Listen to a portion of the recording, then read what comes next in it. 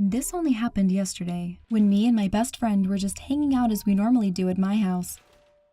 We were really bored, so we decided to take a relaxing walk around my neighborhood, or so we thought. So let me tell you about my block. There is a hospital nearby, and my neighborhood has a history of drug and alcohol-related incidents, but those don't happen very often. Nevertheless, it was kind of dodgy. So me and my friend, for privacy reasons we'll call her N, were talking and messing around for the entire walk, just having a blast in each other's company. Now, let me set the scene. So we had just turned a corner to walk down our street, with houses on one side, a parkland on the other side, and a 2-lane road separating them. My house is right next to the parkland. N and I were walking down the footpath on the side of the parkland towards my house, in silence, just taking in the views, I guess. I don't know. But when we were about 50 meters away from my house, I heard a footstep around 15 meters away from us. Only one. I casually turned around, expecting a young teenager or an older person, because that's usually who we see walking along these footpaths in my area. But what I saw will be burned in the back of my head for years.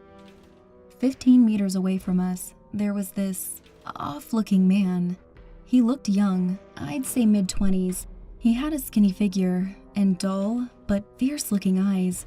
He was wearing a dark hoodie and jeans, and he was looking at me with this unsettling look in his eyes.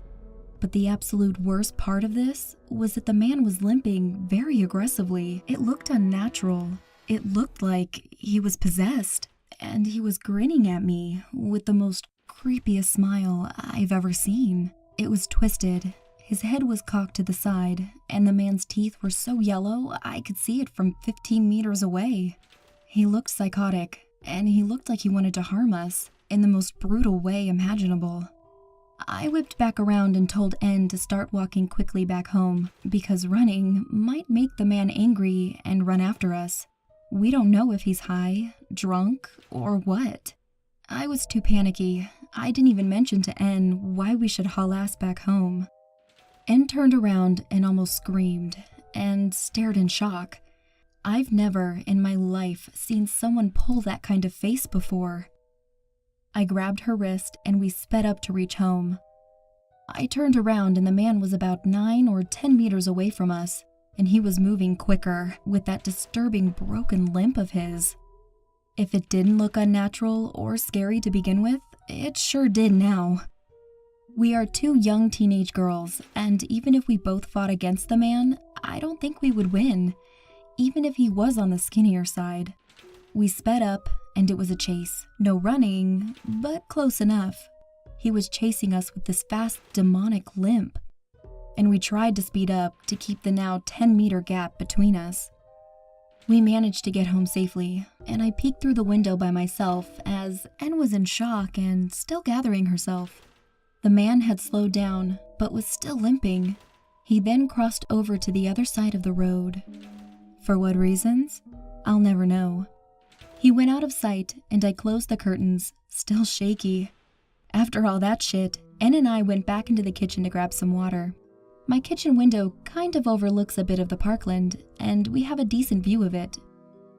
We both saw the man slink back into the parkland and never saw him after that. Afterwards, I thought about the whole incident and probably got even more unsettled. I only heard one footstep. No pattern, nothing. Just a thump on the ground by a sneaker. That's it. Then it hit me. The man was trying to attack N and I. He was trying to sneak up on us. It gives me anxiety knowing that if I didn't hear that single footstep or didn't turn around, we could have been in some serious shit. That man could have had a knife or some other weapon in his hoodie. Who knows what could have happened?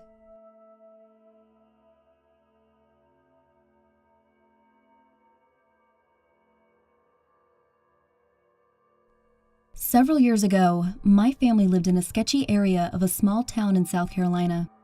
Our neighbor 2 doors down was a well-known drug dealer, and there were always shady people walking up and down our street and through our yard late at night. Now, my fiance is a night owl, and I worked nights, so we were always up late.